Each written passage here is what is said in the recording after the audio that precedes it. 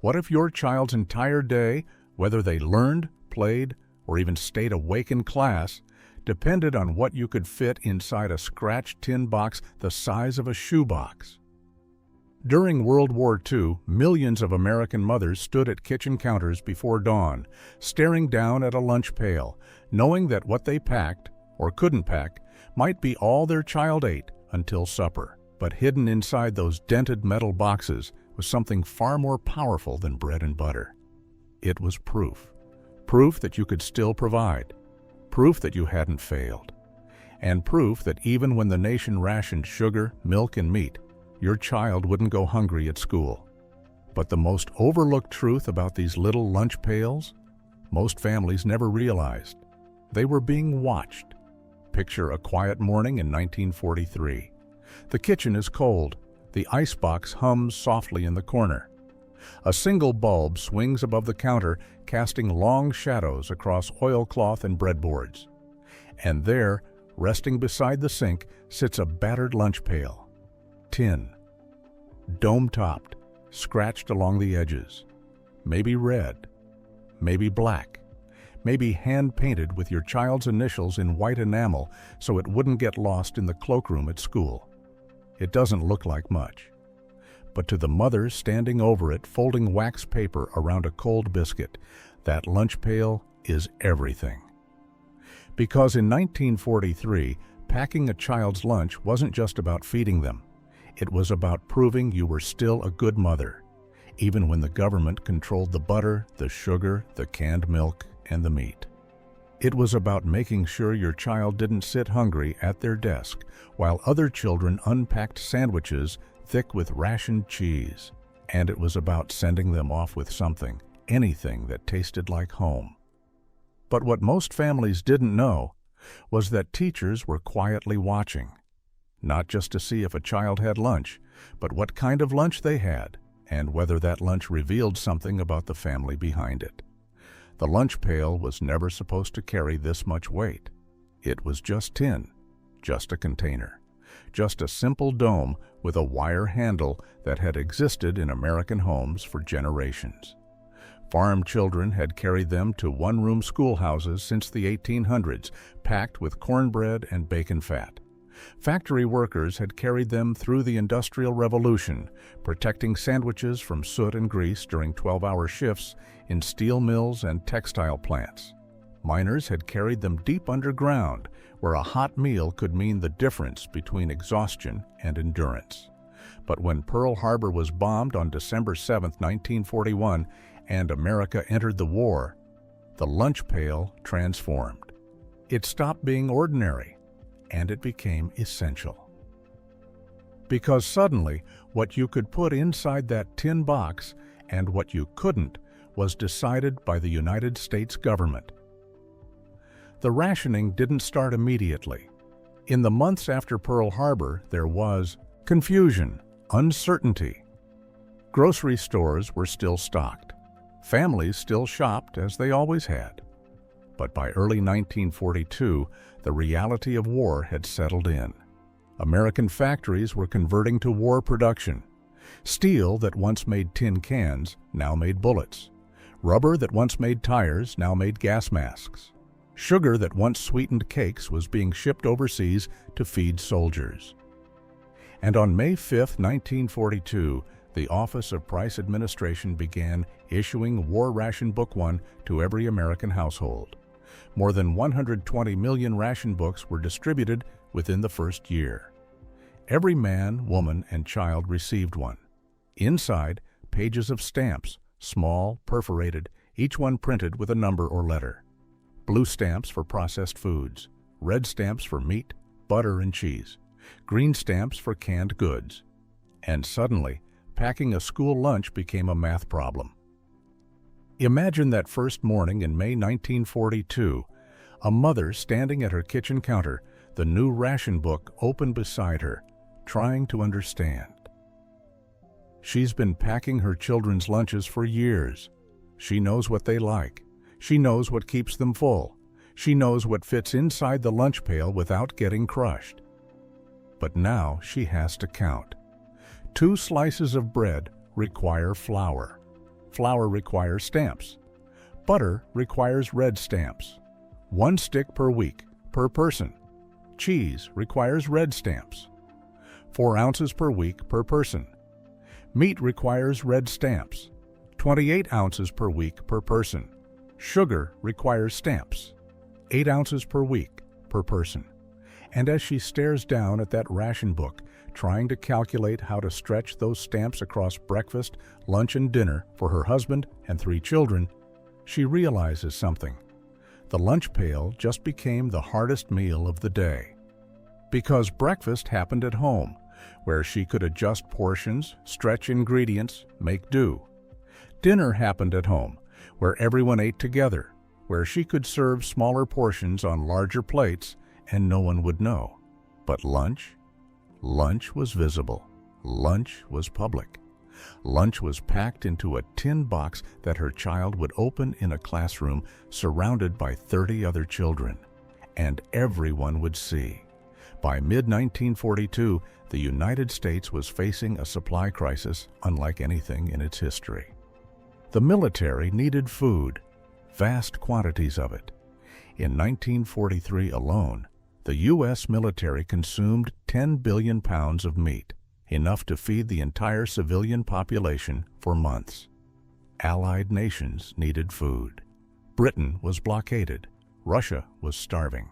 American supply ships were crossing the Atlantic loaded with canned goods, powdered milk, and preserved meat. And at home, production had slowed.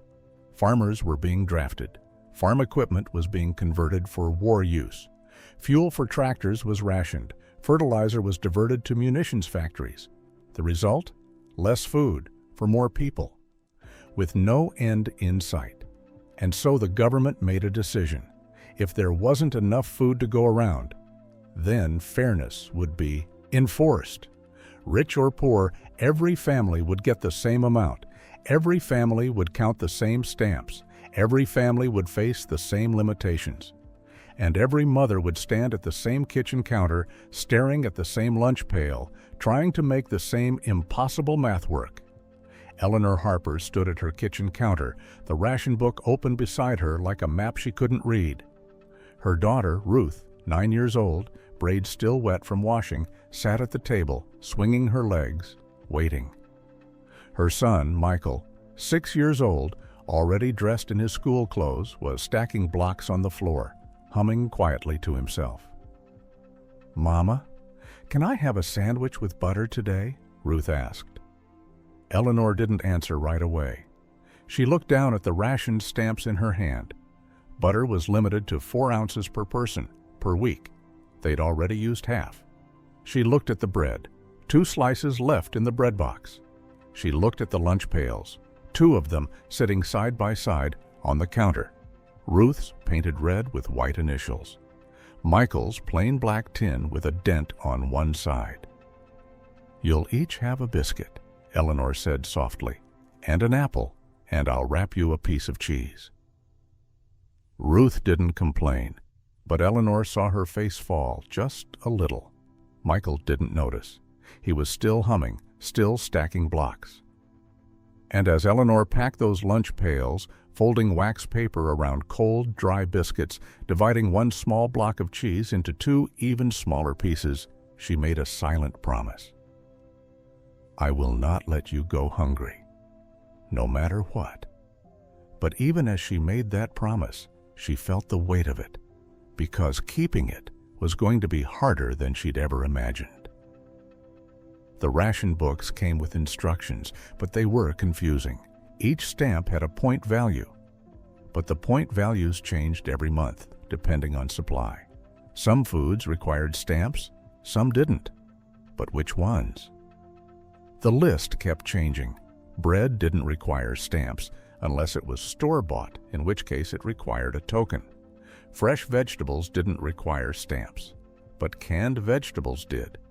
Milk didn't require stamps for children under 12, but only if you registered at the ration board office.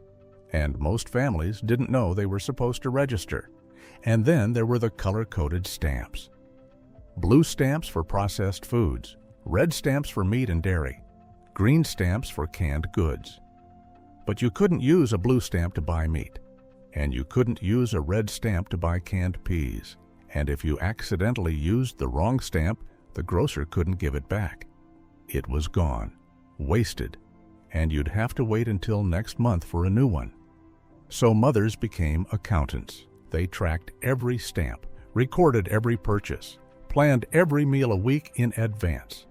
And the lunch pail became the final calculation in a daily budget that never balanced.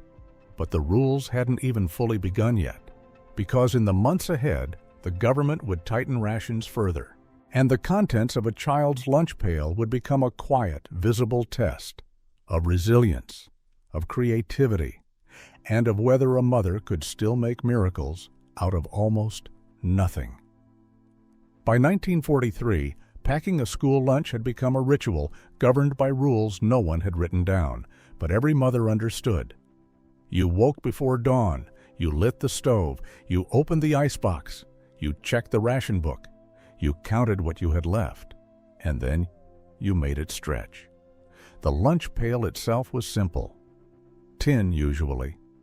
Dome-topped to protect sandwiches from getting squashed. A wire handle that grew cold in winter, hot in summer. Some had a small tray inside that lifted out, one level for the main meal, another for a piece of fruit or a cookie, if you were lucky. Most were manufactured by companies like Aladdin Industries or American Thermos Bottle Company, which had been making lunchboxes since the early 1900s. But during the war, even these companies shifted production. Tin was diverted to the military. New lunch pails became scarce. So families held on to the ones they had. They repaired dents with hammers. They repainted rusted edges. They replaced broken handles with wire coat hangers. Because a lunch pail wasn't just a container anymore. It was a tool of survival. Before the war, a typical school lunch might have included a thick sandwich, ham, cheese, or bologna, a piece of cake or a handful of cookies, an apple or an orange, a thermos of milk, maybe a small bag of chips or pretzels. But by 1943, that lunch was impossible. Meat was rationed, butter was rationed, sugar was rationed, cheese required stamps, canned milk required stamps. Even bread, if you didn't bake your own, was carefully measured. So mothers adapted. They packed biscuits with margarine, a new unfamiliar substitute for butter, yellowish and waxy, made from vegetable oil and food coloring. Most children hated it, but it didn't require ration stamps, so it became standard. Cold beans wrapped in wax paper, left over from supper, sometimes still in the tin, sometimes mashed and spread on bread like a paste. Boiled eggs, if the chickens were laying, and if you had any left after trading some to a neighbor for flour or sugar. Carrot sticks and celery, because vegetables weren't rationed, though they weren't filling either. Mothers cut them into thin strips and wrapped them in damp cloth to keep them crisp. Cornbread squares, dry, crumbly, made without much sugar, sometimes spread with a thin layer of bacon grease if there was any left from breakfast. Peanut butter on crackers, if you could find peanut butter, which was often sold out. When available, mothers bought it in bulk and stretched it as far as it would go. Apples, wrinkled and soft, stored in root cellars from the previous fall harvest. By spring, they were mealy and brown, but they were food. Pickles, homemade if your family canned them the previous summer. Vinegar and salt stretched vegetables for months. Cold, pancakes rolled with jam, made without sugar, sweetened instead with honey or molasses, if you had any. And if there was a piece of cheese, a slice of canned meat, or a cookie sweetened with honey instead of sugar, that was a good day. But even on good days, mothers knew one thing: the lunch pail would come home empty. Not because the child had eaten everything, but because they'd learned not to waste a crumb. By 1943, the U.S. government had distributed more than 125 million ration books to American families. That meant 125 million people were counting stamps every single day for breakfast, lunch, and dinner. And for children, that meant millions of lunch pails being packed with whatever stamps allowed. In 1943 alone, American families were limited to 28 ounces of meat per person per week, less than 2 pounds. 4 ounces of cheese per person per week, about the size of a deck of cards. 12 ounces of sugar per person per month, less than 1 cup. 1 pound of coffee per person per month. For adults only, children didn't receive coffee rations. 4 ounces of butter per person per week. And those numbers kept shrinking. By 1944, meat rations dropped even further. Some weeks, families received no red stamps at all. So the lunch pail became lighter and lighter until some children carried almost nothing. Ruth Harper sat at her school desk, the lunch pail resting on her lap. Around her, other children were opening theirs. Some had sandwiches, some had apples. One boy, Tommy, whose father worked at the cannery and had access to misshapen cans that couldn't be sold but could be taken home, had a thick slice of meatloaf wrapped in brown paper. Ruth opened her pail slowly. Inside, a biscuit with a thin scrape of margarine, a boiled egg, 3 carrot sticks, and a small square of cornbread wrapped carefully in wax paper. She ate slowly, making it last. She didn't look at Tommy's meatloaf. She didn't ask to trade, because her mother had told her, quietly the night before, that what they had was enough. And Ruth believed her. But she also noticed something else. Mrs. Calloway, the teacher, walking slowly between the desks. Watching, not saying anything, just watching. And Ruth wasn't the only one who noticed. Several children had begun eating faster, hunching over their lunch pails, trying to hide what was inside. Because they'd learned, over the past year, that what you had for lunch said something about your family. And not all families were doing well. Across America, teachers had been quietly instructed to pay attention. Not officially, not in writing, but in whispers shared at faculty meetings, in guidelines passed down from principals, in concern voiced by school nurses who weighed children every month and tracked the numbers dropping. Watch the children's lunches, see who's struggling, see who needs help. Because a lunch pail could tell you everything. A child whose pail held a sandwich, an apple, and a cookie. Their family was managing. A child whose pail held biscuits, vegetables, and a boiled egg. Their family was stretching, but surviving. A child whose pail held a single piece of bread, or a handful of crackers, or nothing at all. That child's family was in trouble. And in some schools, teachers began making lists, not to punish, but to help. They contacted local churches. They reached out to community organizations. They quietly arranged for certain children to receive extra milk during recess, or a bowl of soup after school, or a sandwich left over from the teacher's own lunch. It was never announced, never publicized, but it happened. In classrooms across the country, teachers became quiet guardians, watching lunch pails and trying to catch the children who were falling through the cracks. In the spring of 1943, the U.S. Department of Agriculture conducted a nationwide survey of school nutrition. The results were alarming. Of the children surveyed, 30% were bringing insufficient lunches to school, defined as meals with fewer than 400 calories or lacking essential nutrients. 12% were bringing no lunch at all. 18% were showing signs of malnutrition, stunted growth, fatigue, difficulty concentrating, and in rural areas, the numbers were even worse. In some counties, more than 40% of children had no access to school cafeterias and relied entirely on what they could bring from home.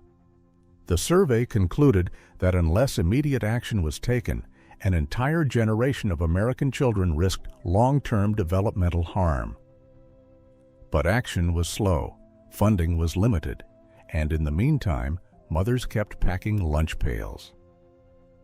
And children kept eating whatever was inside. The lunch pail was meant to be private, But in a classroom of 30 children, nothing stayed private for long. Because when you opened your pail at noon, everyone could see what you had or didn't have, and that knowledge, quiet, unspoken, created divisions. There were the children whose pails still held sandwiches thick with cheese or meat. Their fathers worked in essential industries, defense plants, shipyards, steel mills, where wages were high and overtime was constant. Or their mothers had connections, someone who worked at a butcher shop, someone who could slip them a little extra under the counter, someone who knew how to work the ration system. There were the children whose pails held biscuits, boiled eggs, and vegetables. Respectable, modest, enough. Their families were managing, their mothers were resourceful. They weren't thriving, but they weren't desperate. And then there were the children whose pails held almost nothing. A dry piece of bread, a single apple, bruised and small, a handful of crackers, sometimes nothing at all. These were the children whose fathers had been drafted, leaving mothers to manage on military allotments that barely covered rent. These were the children whose families had already been struggling before the war. Sharecroppers, day laborers, families living on the margins, and rationing had pushed them over the edge. These were the children whose mothers stood at kitchen counters in the dark, crying because they had nothing left to pack. And in the classroom, everyone knew. Teachers noticed. Other children noticed too. And in some classrooms, a quiet cruelty began. Children are perceptive. They notice who has more, who has less, who's pretending. And during the war, lunch became a measure of worth. A child with a thick sandwich was envied. A child with a cookie was surrounded. A child with nothing was ignored, not always cruelly, not always intentionally, but ignored nonetheless. Because scarcity breeds a kind of self-protection. You look away from what you don't have. You stop asking to share. You stop offering what little you have because you might not get it back. And so lunch pails became borders. You ate what was yours. You didn't look at anyone else's. And if someone asked for a bite, you said no. In 1943, schools across the country began reporting a troubling trend. Children were refusing to eat lunch, not because they weren't hungry, but because they were ashamed. Ashamed of what was inside their pail. Ashamed of how little they had compared to others. Ashamed of the fact that everyone could see. In Des Moines, Iowa, a school nurse reported that 15 children in her district had stopped bringing lunch entirely. When questioned, they said they'd rather go hungry than be seen with poor lunches. In Richmond, Virginia, a teacher wrote to the local newspaper describing students who ate their lunches in bathroom stalls to avoid being seen. In rural Nebraska, a principal noted that children were discarding their lunch pails in the schoolyard before entering the building, preferring to claim they'd forgotten lunch rather than reveal what little they had. The shame was real, and it was spreading. In response, some schools began implementing blind lunch policies. Children were asked to eat with their pails facing away from each other, or to eat in staggered shifts, or to wrap their food in identical brown paper, so no one could tell what anyone else had. But these policies were rare.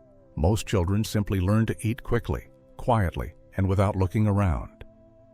And then, in some places, something darker began: lunch trading. It started innocently.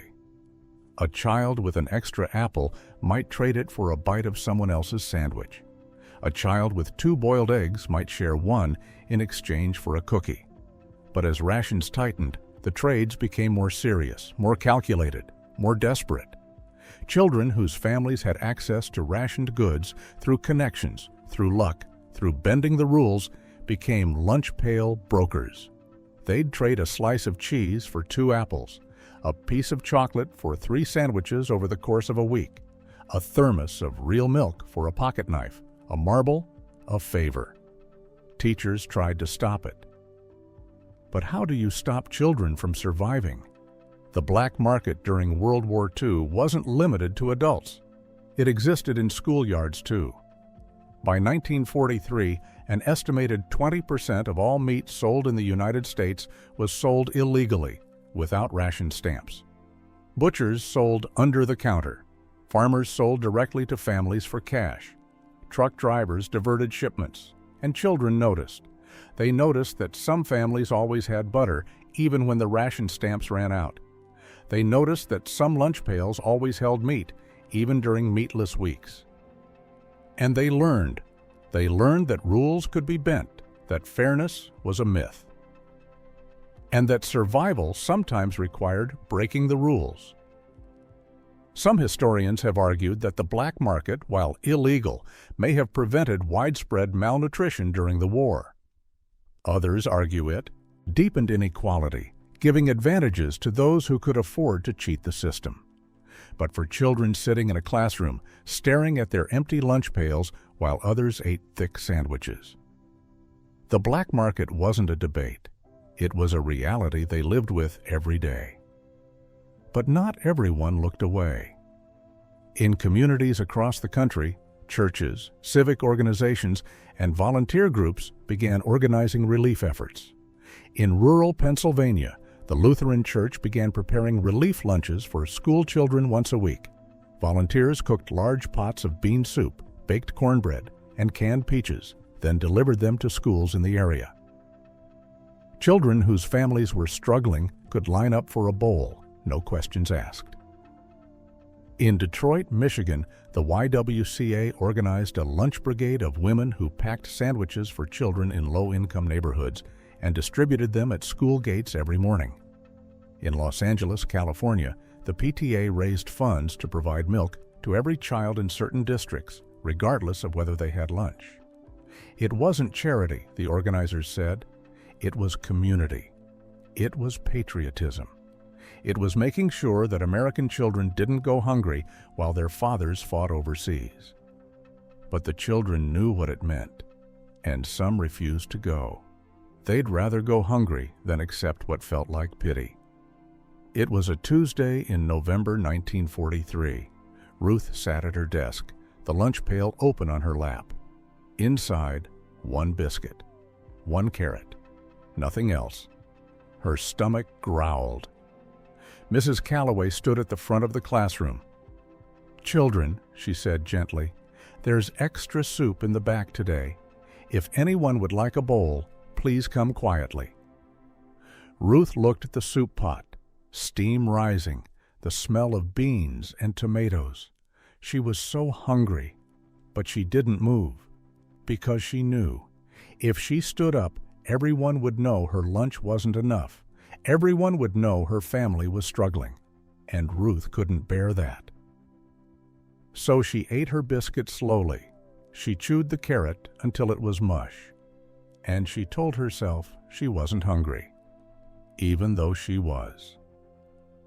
By late 1943, the lunch pail had become more than a container. It had become a mirror that reflected your family's resources, your mother's skill, your father's wages, your place in the shifting, uncertain economy of wartime America. And for Ruth Harper, that mirror was about to crack. It was February 1944. The coldest winter Pennsylvania had seen in years. Snow piled against the windows. Ice glazed the roads. The coal furnace in the Harper house sputtered and wheezed, barely keeping the rooms above freezing.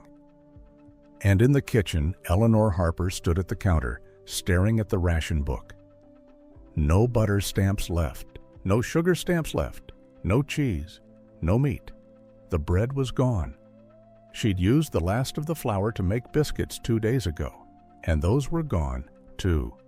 In the icebox, 3 eggs, a jar of pickles, half a head of cabbage, a single wrinkled potato, and Ruth's lunch pail sat on the counter, waiting. "Mama," Ruth said quietly from the doorway, "what's for lunch today?" Eleanor didn't turn around. She couldn't, because if she turned around, Ruth would see her face, and Ruth would know. "You'll take an egg," Eleanor said, her voice tight. "And a pickle, and I'll see if there's an apple left in the cellar." Silence. "Mama, that's not enough." Eleanor's hands trembled. "It's what we have." More silence, and then, quietly, "Can I just not go to school today?" Eleanor turned. Ruth stood in the doorway, small and thin, her dress too short because she'd grown and there was no money for fabric, her shoes patched with cardboard because the soles had worn through. "You're going to school," Eleanor said firmly. "But Mama, you're going." Because Eleanor knew. If Ruth stayed home, she'd go hungry anyway. At least at school there was a chance, a small chance, that a teacher might notice, that someone might help. At home, there was nothing. That morning, Eleanor packed Ruth's lunch pail with shaking hands. 1 boiled egg, 1 pickle wrapped in wax paper, 1 apple, soft and wrinkled from months in storage. She closed the lid. She set it on the counter. And she stood there, staring at it, feeling the weight of her failure pressing down like a stone. But here's what Eleanor and millions of mothers like her didn't know. Hidden inside the rationing system was a rule, a quiet rule. A rule that most families never learned about because it wasn't advertised, wasn't explained, wasn't printed clearly in the ration books. Children under the age of 12 were eligible for supplemental rations. Extra milk stamps, extra egg stamps, extra vegetable stamps. Administered by the War Ration Board in every county. But only if you knew to ask. Only if you went to the Ration Board office, usually located in a courthouse or town hall, and filled out Form R-1234, requesting additional rations for dependent children. The form was never mentioned in the ration books. It was never advertised in newspapers, and the government didn't go out of its way to tell families it existed. Why? Because if every eligible family claimed supplemental rations, the system would collapse. There simply wasn't enough food.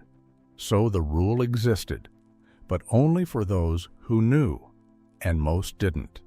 In 1944 alone, an estimated 8 million children under the age of 12 qualified for supplemental rations, but fewer than 2.5 million families claimed them.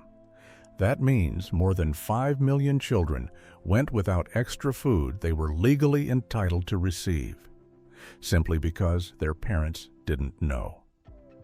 In March 1944, a local newspaper in Toledo, Ohio, published an exposé revealing that the county's War Ration Board had been deliberately withholding information about supplemental rations for children. The reason? The board claimed it was managing supply levels to avoid shortages. In reality, they were hoarding stamps. When families found out, there was outrage. Protests erupted outside the courthouse. Mothers marched with signs reading, "Feed our children," and "We deserve to know the rules."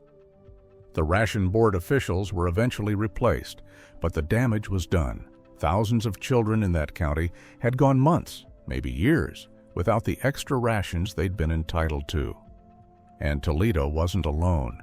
Similar incidents were reported in counties across the country. The system was broken, and the lunch pails reflected that brokenness. It was a Thursday afternoon in March 1944. Eleanor was at the general store, standing in line to buy flour with her last stamps, when she overheard 2 women talking. "Did you file for the children's rations yet?" "I did last week, got approved. Extra milk stamps for both my boys." "How'd you hear about it?" "My sister told me. She works at the ration office. Said most folks don't know about it." Eleanor froze. Children's rations? She'd never heard of it. She turned to the woman. "Excuse me, what did you say?" And for the next 10 minutes, standing in that store, Eleanor learned about Form R-1234, about supplemental stamps, about the rule that had existed the entire war, and that she'd never been told. She left the store without buying flour. She went straight to the courthouse. And 2 weeks later, Ruth's lunch pail began to fill again. Not with much, but with more. By the spring of 1944, teachers, school nurses, PTAs, and local advocacy groups had had enough. They'd seen the lunch pails. They'd seen the children growing thin. They'd seen the inequalities widening. And they demanded action. In April 1944, a coalition of educators submitted a formal petition to Congress, signed by more than 50,000 teachers nationwide, calling for federal funding to establish free or low-cost school lunch programs in every district. The petition was largely ignored, but the pressure didn't stop. Local organizations kept pushing, newspapers kept writing, parents kept protesting. And finally, in June 1946, after the war had ended, Congress passed the National School Lunch Act, creating a federal program to provide free or reduced-cost lunches to children in need. It was too late for the children of World War II, but it ensured that future generations wouldn't have to rely on tin lunch pails alone. By the spring of 1945, the war was ending. Victory in Europe came in May. Victory in Japan came in August. Rations were still in place. They wouldn't fully lift until 1946. But the tightness had eased. Meat became slightly more available. Butter stamps stretched further. Sugar returned to shelves in small quantities. And the lunch pails began to fill again. Not with what families had before the war, but with something new, something resilient, something that tasted like survival. One of the most significant changes during the war was the rise of Victory Gardens. By 1944, an estimated 20 million American families had planted gardens in their backyards, vacant lots, schoolyards, and even city rooftops. These gardens produced 40% of all vegetables consumed in the United States during the war years. Tomatoes, green beans, carrots, lettuce, radishes, peas, all ration-free. And for children's lunch pails, this was a revolution. Eleanor Harper planted a Victory Garden in the spring of 1944. By summer, Ruth's lunch pail held fresh tomatoes, sliced thin and sprinkled with salt, green beans, raw and crunchy. Retry, Jay, continue. Radishes, sharp and peppery. Cucumbers, cool and crisp. It wasn't filling, but it was food, and it was theirs. It was September 1945. The war was over. Ruth sat at her desk, the lunch pail open on her lap. Inside, a thick slice of homemade bread. Eleanor had finally saved enough flour, a hard-boiled egg, a handful of green beans from the garden, a small tomato, still warm from the sun, and, tucked into the corner, wrapped in wax paper, a square of chocolate. Her mother had traded a dozen eggs for it at the general store. Ruth didn't know that, but she felt it. She felt the weight of that chocolate, the care, the sacrifice, the promise that things were getting better. And she ate it slowly, letting it melt on her tongue, savoring every second. And when she looked around the classroom, she saw something else. Every child had a lunch pail. Every child was eating. And for the first time in years, no one looked hungry. When the war ended in August 1945, there was celebration, dancing in the streets, parades, church bells ringing. And slowly, very slowly, life began to return to normal. Rationing officially ended in November 1945 for most goods, though sugar and some processed foods remained rationed until 1947. Grocery stores restocked. Butter returned. Meat became plentiful again. Families celebrated by cooking elaborate meals, using ingredients they hadn't seen in years. And the lunch pail stayed. Because habits formed under pressure don't disappear overnight. Mothers who'd learned to pack simple, efficient lunches kept packing them. Even when butter was available, they used it sparingly. Even when meat was plentiful, they packed modest portions. Even when sugar returned, they sweetened cookies with honey instead. because the war had taught them something. That abundance could disappear in an instant, that security was an illusion, and that the safest way to live was to always be prepared.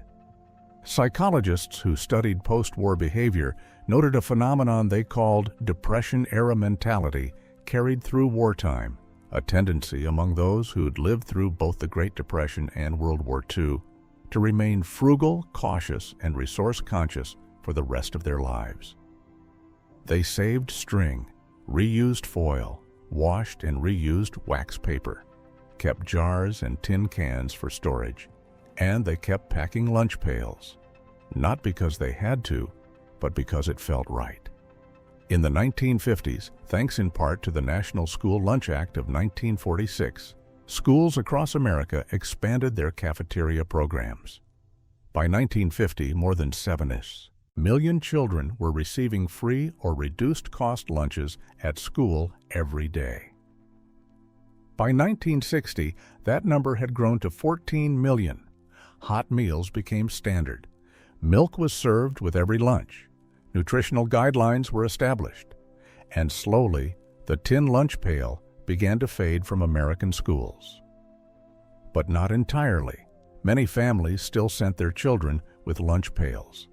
Not because they couldn't afford cafeteria meals, but because it reminded them of a time when they'd made it through, when they'd survived, when they'd proven they could provide, no matter what. If you're watching this now and you grew up in the 1950s or 60s, you might remember your mother packing your lunch. Maybe she wrapped your sandwich in wax paper, the way her mother had during the war.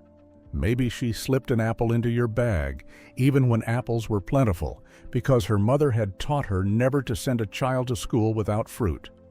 Maybe she told you, quietly while folding the paper around your sandwich, about the winters when there wasn't enough. About the mornings she stood at the kitchen counter, crying because she didn't know what to pack. About the day the rations finally lifted and she could make you a real sandwich again.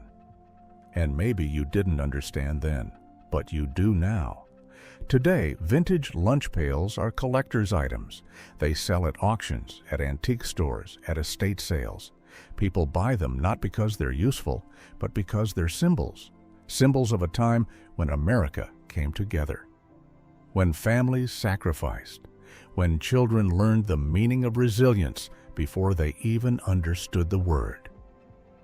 And when a scratched tin box, packed with whatever a mother could find, carried more than food, it carried hope. So here we are, back where we started. A scratched tin lunch pail resting on a kitchen counter in 1943. Dome-topped, wire handle, maybe red, maybe black. It doesn't look like much, but to the mother standing over it, folding wax paper around a biscuit, counting the stamps she has left, praying it will be enough. That lunch pail is everything. It's proof that she's still fighting, still providing, still loving, even when the world has asked her to do the impossible. And maybe somewhere in your own memory you can still feel it. The weight of that tin handle in your hand as you walk to school, the cold metal against your palm in winter, the click of the lid as you opened it at your desk, the taste of a cold biscuit, a boiled egg, a piece of homemade bread still warm from the oven, and the knowledge, quiet, unspoken, that someone had packed it for you, with care, with sacrifice, and with a love that no ration book could ever limit. Because that's what the lunch pail carried, not just a child's survival, but a mother's promise that no matter how hard it got, no matter how empty the icebox, no matter how few stamps were left, she would never let you go hungry. She would find a way. She would make it work, even if it meant going without herself, even if it meant standing at that counter in the dark, crying silent tears no one would see, even if it meant packing the last biscuit, the last egg, the last apple, and sending you off with a smile, telling you it was enough. Because love, in wartime, looked like a lunch pail, simple, humble, dented and scratched and carried by small hands down dirt roads and city sidewalks, but filled always with more than food, filled with hope, with resilience, with the quiet, unbreakable promise that you would be cared for, no matter what. And if you still have one of those old lunch pails tucked in an attic, in a basement, in a drawer somewhere, take it out, hold it, feel the weight of it, and remember. Remember the mothers who packed them. Remember the children who carried them. Remember the war that tested them. And remember that survival sometimes is as simple as a biscuit wrapped in wax paper, and as profound as a mother's love.